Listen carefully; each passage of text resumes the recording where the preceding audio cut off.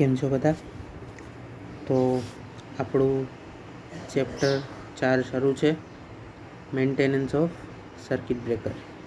એની અંદર ગયા લેક્ચરમાં આપણે અલગ અલગ ટાઈપના સર્કિટ બ્રેકર્સ જે છે એ જોયા હતા. આજે આપણે જે જોવાના છીએ એ છે પ્રોપર્ટીઝ ઓફ SF6 ગેસ. શા માટે? તો કે જો અત્યારે જે છે ને એ બહોળા પ્રમાણમાં SF6 સર્કિટ બ્રેકરનો ઉપયોગ થાય છે, બરાબર છે. શાના માટે? તો કે હાઈ વોલ્ટેજ સર્કિટ બ્રેકર, બરાબર છે, એક્સ્ટ્રા હાઈ વોલ્ટેજ, બરાબર, અલ્ટ્રા હાઈ વોલ્ટેજ સર્કિટ બ્રેકરની અંદર SF6 સર્કિટ બ્રેકરનો જ જે છે એ ઉપયોગ અત્યારે વધારે પડતો થઈ રહ્યો છે, બરાબર છે. તો સૌથી પહેલાં તો આપણે સમજશું કે SF6 ગેસની પ્રોપર્ટીઝ શું છે. એટલે ટૂંકમાં કહેવાનો અર્થ એ છે કે શા માટે SF6 સર્કિટ બ્રેકર જ, એમ બીજા કોઈ ગેસવાળા સર્કિટ બ્રેકર કેમ નહીં, જેમ કે હાઇડ્રોજન સર્કિટ બ્રેકર કે પછી હિલિયમ સર્કિટ બ્રેકર, બીજા કોઈ કેમ નહીં એમ. તો એનું કારણ છે SF6ની પ્રોપર્ટી, એટલે કે એની લાક્ષણિકતાઓ, કે શા માટે એ પસંદ કરવામાં આવે છે એ ગેસ એમ. હવે જો મેં તમને ગઈકાલે પણ લેક્ચરમાં કીધું હતું કે કોઈ પણ સર્કિટ બ્રેકરનું જે નામ છે ને એ કેની ઉપરથી પડે છે, તો કે એની અંદર જે આર્ક ઊભો થાય છે. આર્ક એટલે શું? તો કે જ્યારે સર્કિટ બ્રેકર એટલે કે જ્યારે ફોલ્ટ થયો હોય, બરાબર, એટલે ઘણો બધો કરંટ વહેતો હોય, તો સર્કિટ બ્રેકરે એ કરંટને ઇન્ટરપ્ટ કરવાનો હોય છે, એટલે કે એને તોડવાનો હોય છે. કેવી રીતે તોડે? તો કે સર્કિટ બ્રેકરના જે કોન્ટેક્ટ બંધ થઈ, જે ક્લોઝડ કોન્ટેક્ટ હોય, તો એ ઓપન થાય એમ. સર્કિટ બ્રેકર જે છે એ પોતાના કોન્ટેક્ટ જે હોય છે એને ઓપન કરે. હવે એ ઓપન કરે એટલે શું થાય? તો કે એક આર્ક જે છે, બરાબર, એ બને એમ. તો હવે એ આર્કને આપણે બુઝાવવાની હોય છે, બરાબર છે, તો જ જે છે એ ફોલ્ટ ક્લિયર થઈ શકે, તો જ જે છે ફોલ્ટ કરંટ ઝીરો થઈ શકે, બરાબર છે. તો એ આર્ક જે છે એને આપણે બુઝાવવાની હોય છે. તો એ આર્ક જે છે એ જે માધ્યમની અંદર બુઝાવવામાં આવે છે, અથવા તો જે પણ માધ્યમનો ઉપયોગ કરીને આર્કને બુઝાવવામાં આવે છે, એના ઉપરથી જે છે સર્કિટ બ્રેકરનું નામ પડે છે. જેમ કે એર બ્લાસ્ટ સર્કિટ બ્રેકર છે, તો એની અંદર આર્ક જે હોય છે એને હવાની મદદથી બુઝાવવામાં આવે છે. ઓઇલ સર્કિટ બ્રેકર હોય તો એની અંદર ઓઇલની મદદથી બુઝાવવામાં આવે છે. SF6 સર્કિટ બ્રેકર છે તો એની અંદર SF6 ગેસની મદદથી આર્કને બુઝાવવામાં આવે છે. તો આપણે આજે જોશું કે એવી કઈ લાક્ષણિકતાઓ છે SF6 ગેસની અંદર કે જેના કારણે એનો આર્ક બુઝાવવા માટે ઉપયોગ થાય છે, અને એ પણ હાઈ વોલ્ટેજ કે એક્સ્ટ્રા હાઈ વોલ્ટેજ કે અલ્ટ્રા હાઈ વોલ્ટેજ જે વોલ્ટેજ રેન્જ છે એની અંદર. એટલે શું? તો કે 132 kV, 220 kV, 400 kV, બરાબર, આટલા high voltage, extra high voltage ઉપર SF6 સર્કિટ બ્રેકર કામ કરતું હોય છે. તો સૌથી પહેલાં તો આપણે ફિઝિકલ પ્રોપર્ટી જે છે એની અંદર બહુ કંઈ ખાસ આપણે જાણવાનું રહેતું નથી, પણ જે મેઇન પ્રોપર્ટી જે છે એની, બરાબર છે, એ છે એની કેમિકલ પ્રોપર્ટી અને ઇલેક્ટ્રિકલ પ્રોપર્ટી. તો સૌથી પહેલી જે છે એની છે સ્પેસિફિક હીટ. હવે સ્પેસિફિક હીટ એટલે શું એ આપણે જોશું, પણ એ આપણે જોઈ લઈએ કે SF6 ગેસ છે એની સ્પેસિફિક હીટ જે છે એ હવા કરતાં 3.7 ગણી છે. એટલે શું? જો સ્પેસિફિક હીટ એટલે શું, તો કે સમજો કે 1 લિટર હવા છે, બરાબર, આ શું છે? 1 લિટર હવા છે, અને એટલું જ જે છે 1 લિટર SF6 ગેસ ભરેલો છે. તો તમે એને સમાન સમય માટે જે છે એ ઉર્જા આપો, તો ધારો કે આ 1 જૂલ જે છે એ ઉર્જા હવા, બરાબર છે, એ જે છે એ સંગ્રહ કરી શકે છે.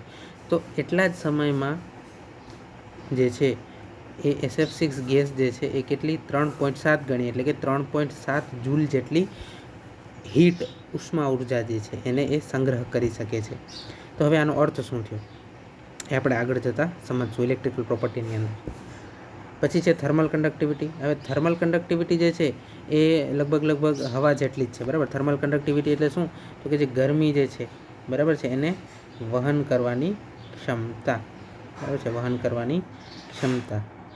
આમ તો એની હવા જેટલી જ છે ગરમીને વહન કરવાની ક્ષમતા, છતાં પણ કુલિંગ મીડિયા તરીકે, બરાબર છે, SF6 ગેસનો પણ ઉપયોગ થાય છે. હવે આગળ જઈએ તો ઇલેક્ટ્રિકલ પ્રોપર્ટીઝ જે છે જે આપણા માટે બહુ જ અગત્યની છે, કામની છે, એ આપણે હવે જોશું, બરાબર છે. ડાયલેક્ટ્રિક સ્ટ્રેન્થ ઓફ SF6 જે છે બરાબર છે, આપણે અહીંયા જોઈ શકીએ છીએ કે ડાયલેક્ટ્રિક સ્ટ્રેન્થ જે છે SF6ની એ 2.5 ગણી જે છે હવા કરતાં. હવાની કેટલી છે તો કે 30 કિલો વોલ્ટ બરાબર છે. હવાની કેટલી છે 30 કિલો વોલ્ટ પર સેન્ટીમીટર કે પર મિલીમીટર?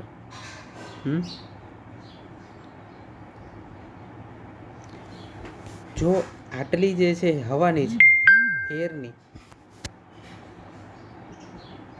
બરાબર, તો SF6 સર્કિટ બ્રેકરની કેટલી હશે 2.5 ગણી, પછી 75 એટલે 75 kV પર mm. એટલે તમે વિચાર કરો કેટલી જોરદાર એની ડાયલેક્ટ્રિક સ્ટ્રેન્થ છે બરાબર. ઇલેક્ટ્રિક નહીં, ડાયલેક્ટ્રિક સ્ટ્રેન્થ.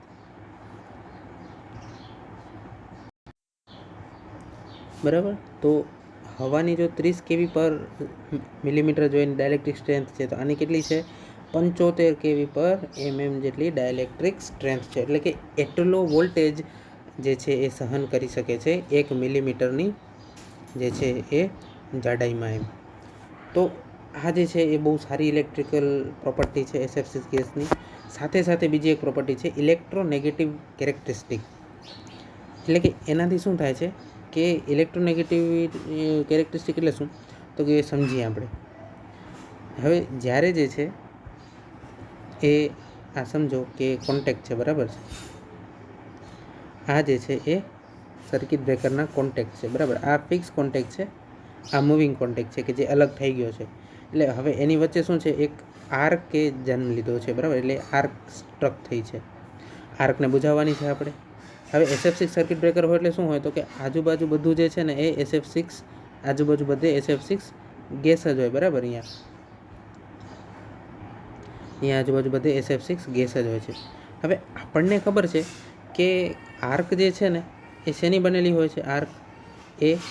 આર્ક એટલે એક પ્રકારે કરંટ, અને કરંટ શેનો બનેલો હોય છે? ઇલેક્ટ્રોનનો બનેલો હોય છે.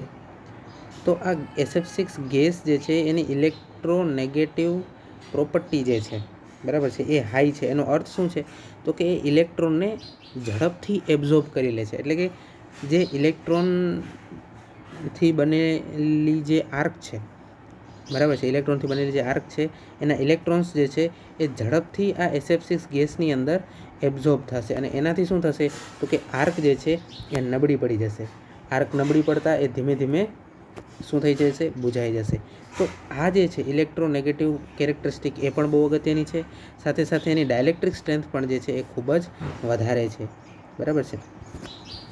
તો આ બે વસ્તુના કારણે આપણે એમ કહી શકીએ છીએ બરાબર કે SF6 ગેસ જે છે એ બહુ જ સારો ગેસ છે. શેના માટે? સર્કિટ બ્રેકર ઓપરેશન માટે અને આર્ક ક્વેન્ચિંગ એટલે કે આર્કને બુઝાવવા માટે. થોડીક કેમિકલ પ્રોપર્ટીઝ પણ જે છે જે આપણે જોઈ લઈએ, જે પણ એક અગત્યની છે.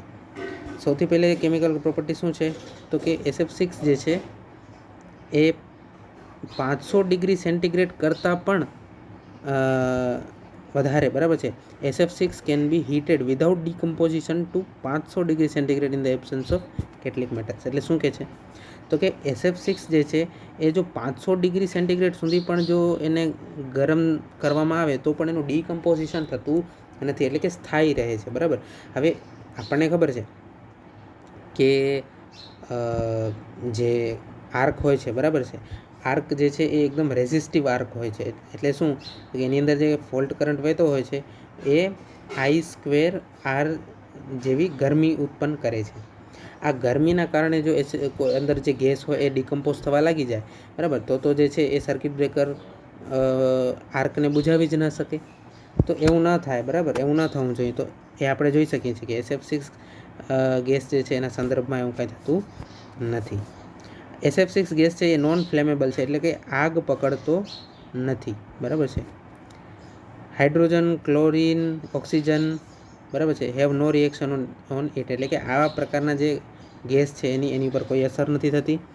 SF6 જે છે એ પાણીમાં ભળતો નથી બરાબર છે, અને એસિડની એની ઉપર કોઈ અસર થતી નથી. તો આ કારણે SF6 ગેસ છે જે છે એ આર્ક ક્વેન્ચિંગ મીડિયમ તરીકે બહુ સારામાં સારું છે.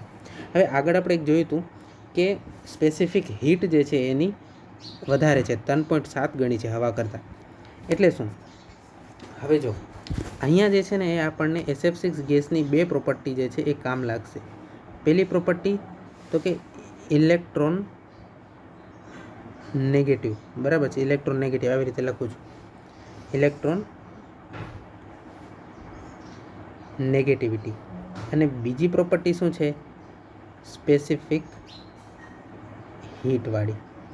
ઇલેક્ટ્રોન નેગેટિવિટી પ્રોપર્ટી જે છે એ પણ વધારે છે SF6 ગેસની, અને સ્પેસિફિક હીટ પણ જે છે હવા કરતાં 3.7 ગણી છે.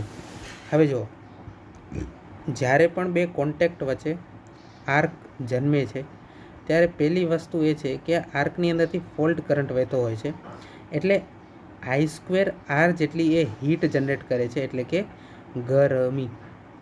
પહેલી વાત તો આ ગરમીને પણ જે છે એ બહાર કાઢવી પડે તો અને તો જ જે છે એ આર્ક જે છે એ બુઝાઈ શકે. પહેલી વાત. બીજી વાત, આર્ક જે છે એ શેની બનેલી હોય છે? આર્ક એટલે શું? કરંટ. તો કરંટ શેનો બનેલો હોય છે? ઇલેક્ટ્રોન્સનો.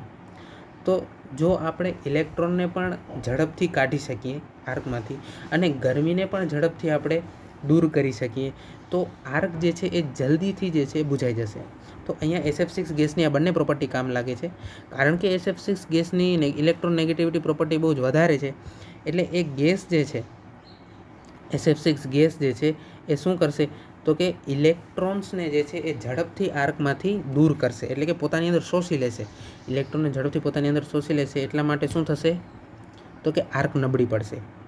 અને એની બીજી પ્રોપર્ટી છે સ્પેસિફિક હીટ, એટલે કે શું તો કે જો SF6 ગેસની જગ્યાએ અહીંયા આર્ક ક્વિન્ચિંગ મીડિયમ તરીકે જો હવા હોત, બરાબર, તો એ એટલી બધી ગરમી જે છે આર્કમાંથી ન શોષી શકત, બરાબર છે, જેટલી ગરમી SF6 ગેસ જે છે શોષી શકે છે. એટલે શું તો કે SF6 ગેસ રાખ્યો છે ને એટલે હવા કરતાં એ 3.7 ગણી ગરમી જે છે એ આર્કમાંથી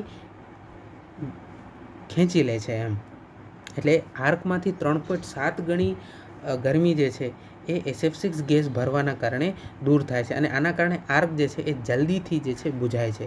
તો આ બંને પ્રોપર્ટીના કારણે આપણને SF6 ગેસ જે છે એ વધારે ઉપયોગી છે હવા કરતાં, બરાબર છે, આર્ક ક્વેન્ચિંગ મીડિયમ તરીકે. તો આજે આ જોયું આપણે SF6 ગેસની પ્રોપર્ટીઝ. નેક્સ્ટ લેક્ચરની અંદર જોશું કે અલગ અલગ જે સર્કિટ બ્રેકર છે એની અંદર શું મેન્ટેનન્સ કરવાનું હોય છે, કેવી રીતના એની જે છે એ મેન્ટેનન્સ રૂટીન જે છે આપણે બનાવવાનું હોય છે, કેવી રીતે એનું મેન્ટેનન્સ થાય છે, અલગ અલગ પ્રકારના સર્કિટ બ્રેકરનું મેન્ટેનન્સ કેવી રીતે થાય છે, એ બધું આપણે નેક્સ્ટ લેક્ચરની અંદર જોશું. તો આ લેક્ચર આપણે અહીંયા જ પૂરો કરીએ.